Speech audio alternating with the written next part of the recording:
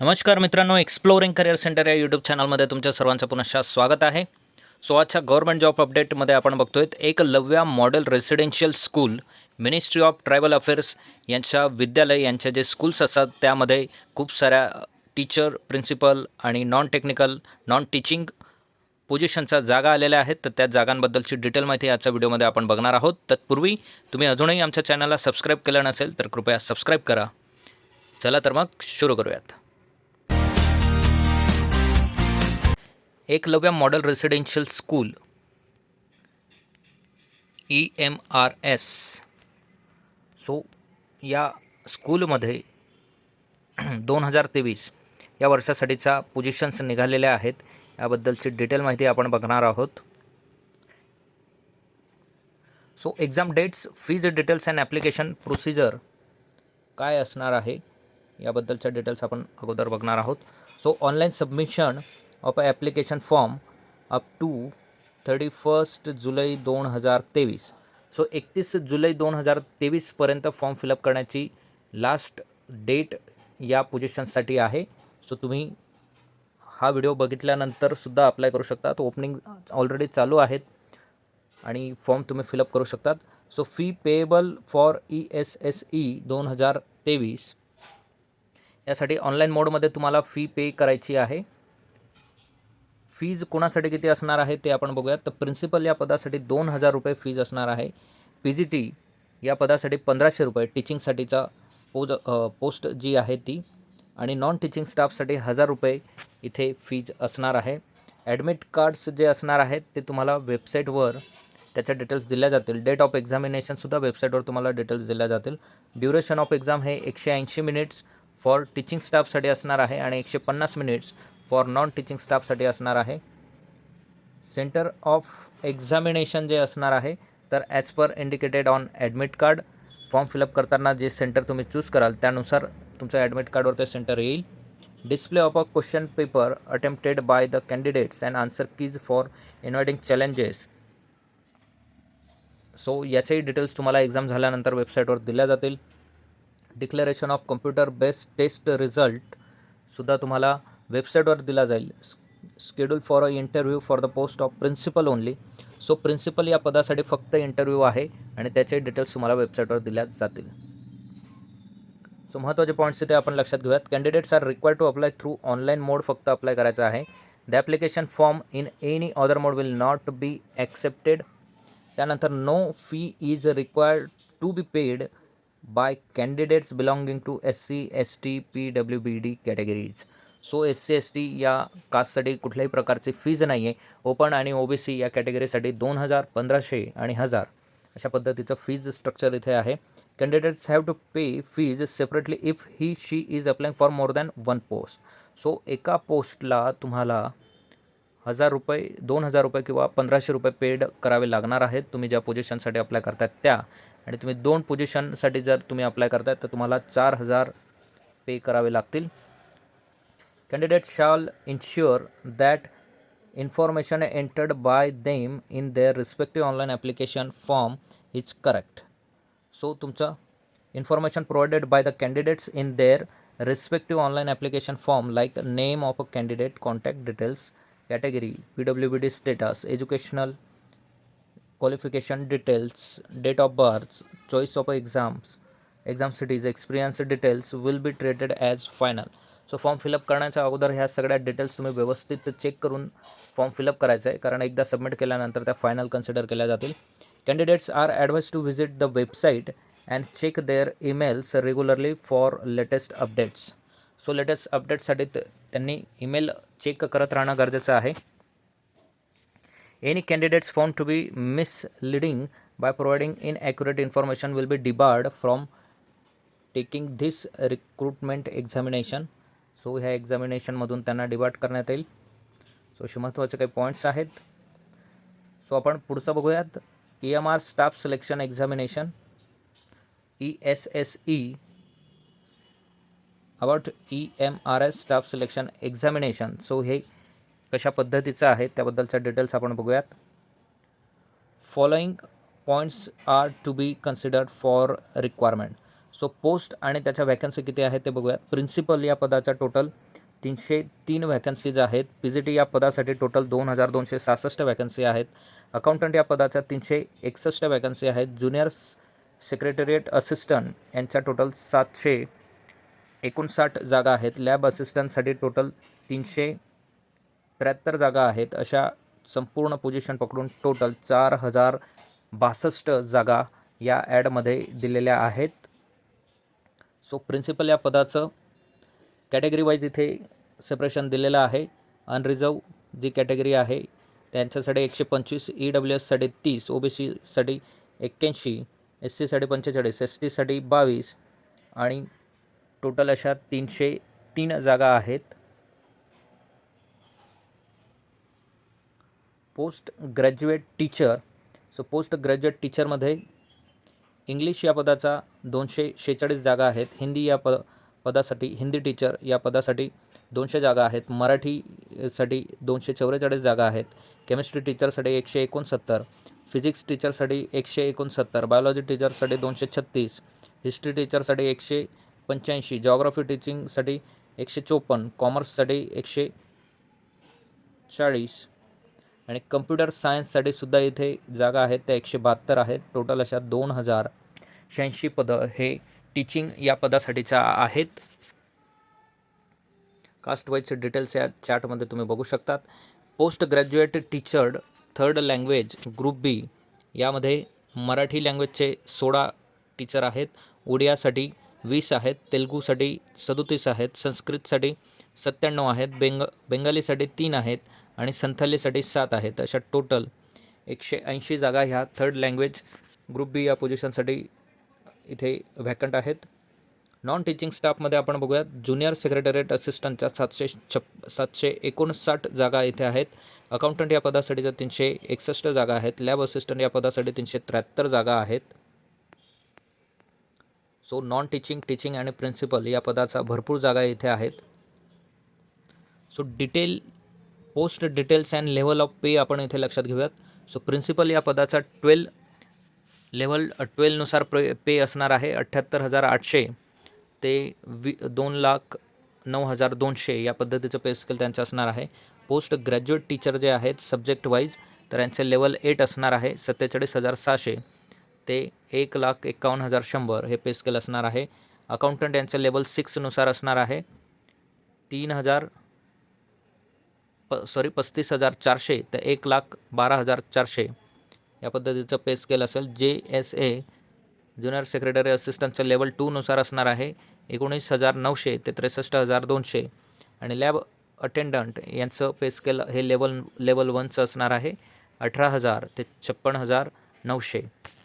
So mode of examination जी असणार आहे EMR staff selection exam will be conducted in OMR base pen paper mode.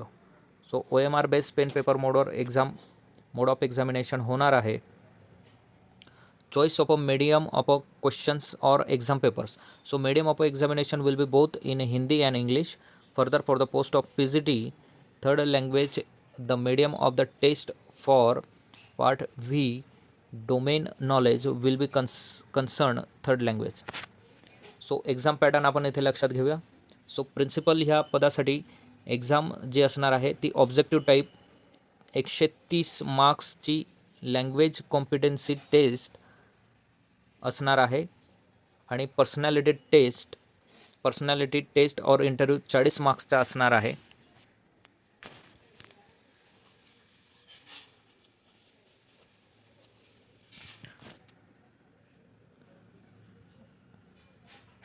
Principal या पदासाठी 130 marks असतील and language competency test ही 20 मार्क्सची असेल.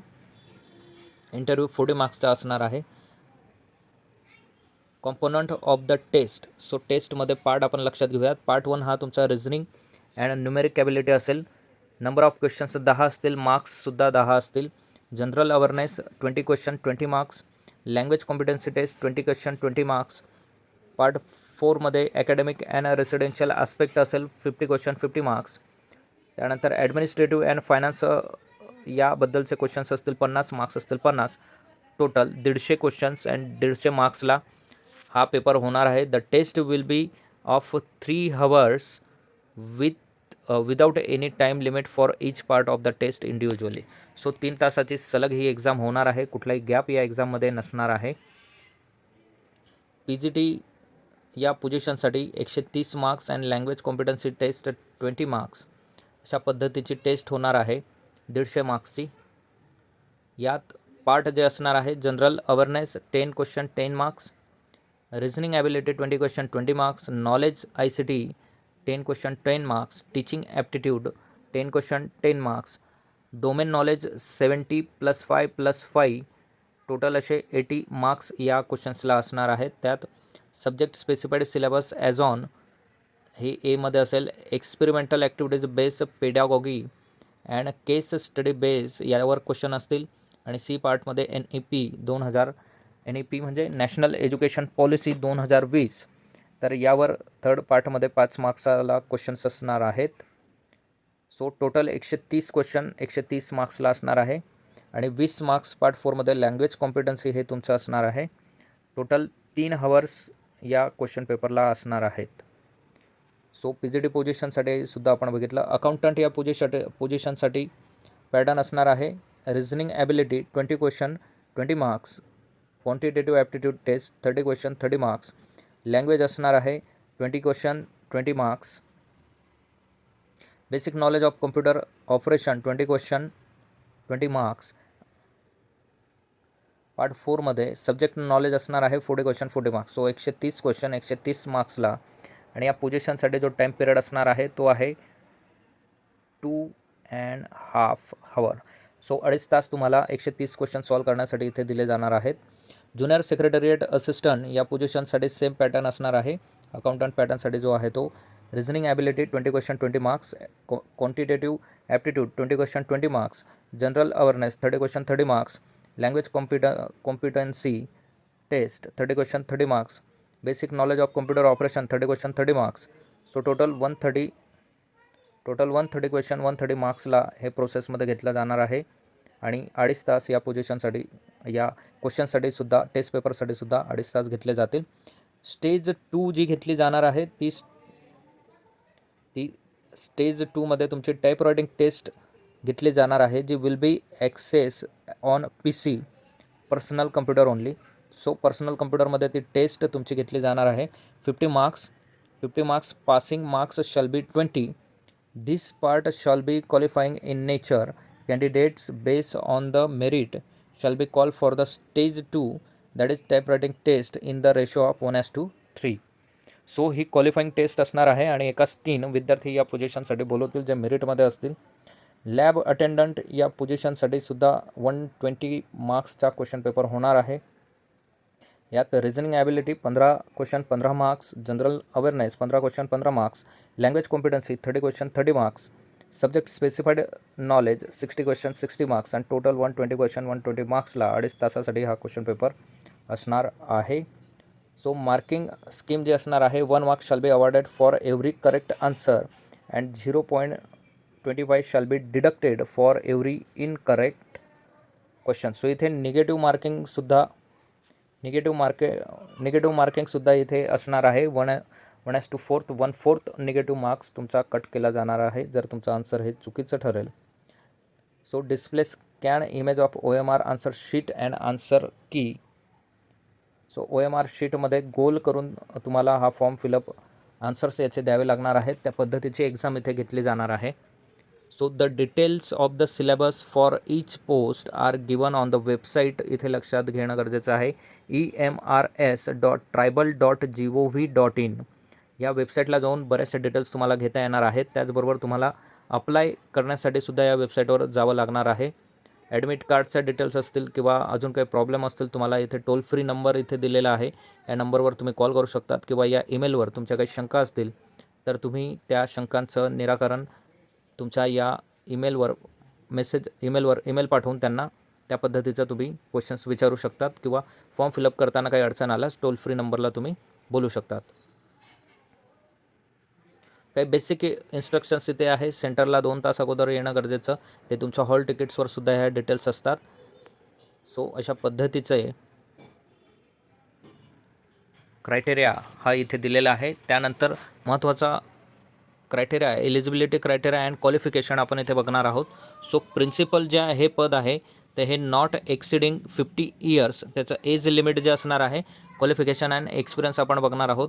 सो प्रिन्सिपल या पदासाठी 50 वर्षापेक्षा जास्त वय नसायला पाहिजे आणि कास्टचं रिझर्वेशन घेतल्यानंतर 55 वर्षापर्यंतचं एज कन्सिडर इथे केलं जाणार आहे. इसेन्शियल क्वालिफिकेशन यासाठी जे आहे ते academic master degree from a recognise university आणि BEd असणं गरजेचं आहे. त्याचबरोबर एक्सपिरियन्स हा तुम्हाला 12 वर्षाचा experience as a vice principal किंवा PGT TGI with minimum 4 years as PGT and above या पद्धतीचा एक्सपिरियन्स तुमच्याकडे असणं गरजेचं आहे. डिझायरेबल असणार आहे. Experience of working in a full residential school, profession in English, Hindi and reasoning language and working knowledge of a computer. तर हे डिझायरेबल असेल, पण कंपल्सरी तुम्हाला 12 वर्षाचा एक्सपिरियन्स आणि तुमच्याकडे मास्टर डिग्री आणि BEd असणं गरजेचं आहे प्रिन्सिपल पदासाठी जर तुम्ही अप्लाय करत असाल तर. पुढे आहे PGT या पोझिशनसाठी ज्यांचं वय 40पेक्षा जास्त असायला नको. SC ST आणि रिझर्वेशन कन्सिडर केलं तर 55 वर्षाच्या वरती तुमचं वय नसलं पाहिजे. इसेन्शियल क्वालिफिकेशन जे आहे तर post graduate degree from any recognise university institute deem as a university following subject. So या सब्जेक्टमधनं तुमच्याकडे मास्टर असणं गरजेचं आहे.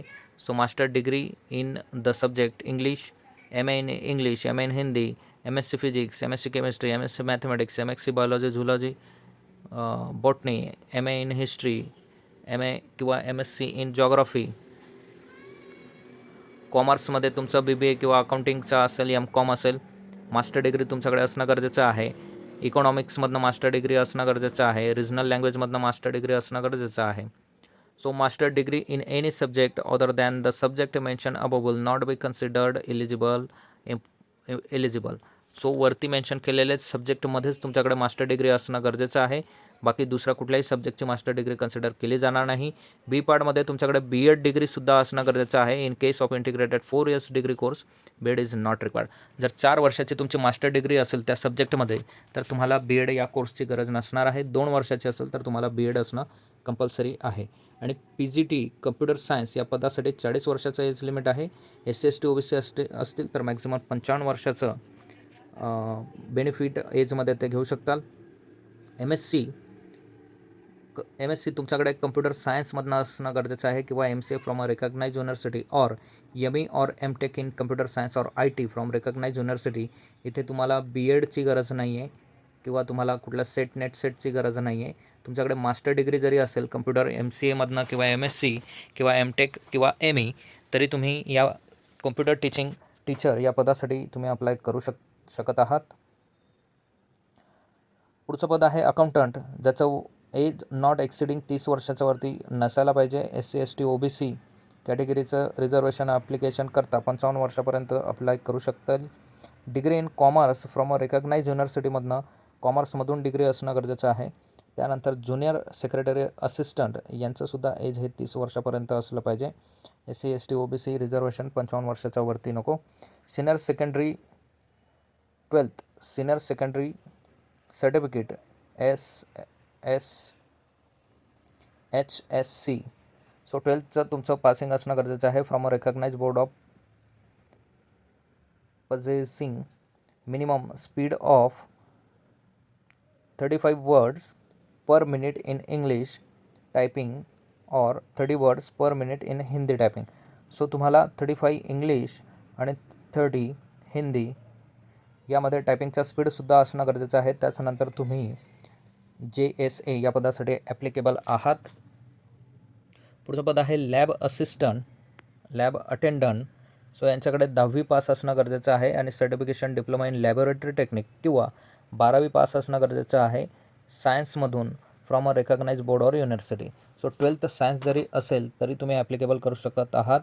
30 वर्षापर्यंत एज असणार आहे आणि कॅटेगरी असेल तर 55 वर्षापर्यंत बेनिफिट तुम्हाला असेल. ॲज पर द गव्हर्नमेंटच्या नॉर्मनुसार जे रिझर्वेशन दिलेलं असतं त्यानुसार तुम्ही या पोझिशनसाठी एज बेनिफिट हा घेऊ शकणार आहात.